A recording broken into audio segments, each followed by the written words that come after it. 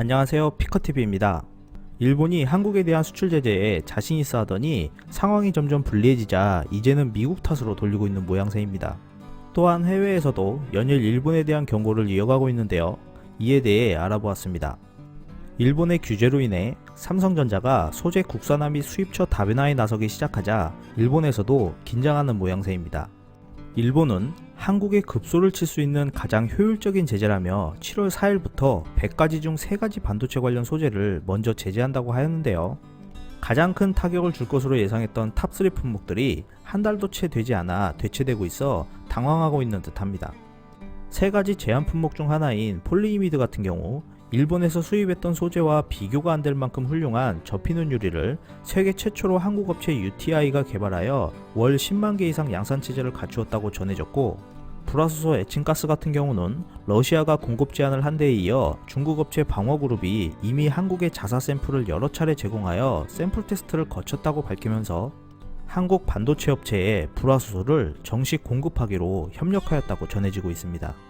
일본에서는 이러한 한국의 발빠른 대처로 인해 일본 이탈을 우려하는 목소리가 높아지고 있습니다. 17일 일본 아사히TV에서는 일본이 형편없는 외교를 하고 있다며 단련되지 않은 외교라고 비판을 이어갔는데요.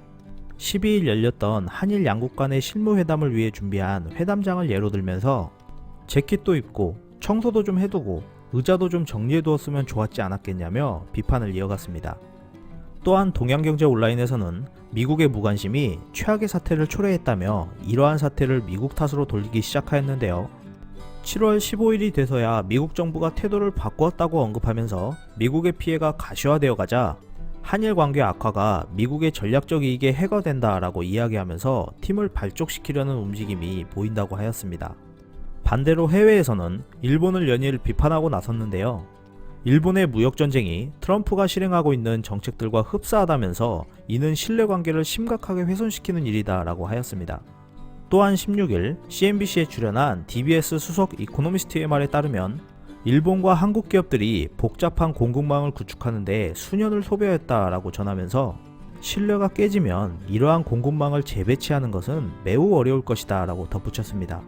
해외 일각에서는 미국이 중국에 기반을 둔 기술회사들에 대해 우려를 표명하고 있는 시점에서 한일 간의 분쟁은 중국의 국영기업이 잠재적인 기업으로 자리매김할 수 있는 공간을 제공하고 있다며 우려를 표시하였습니다.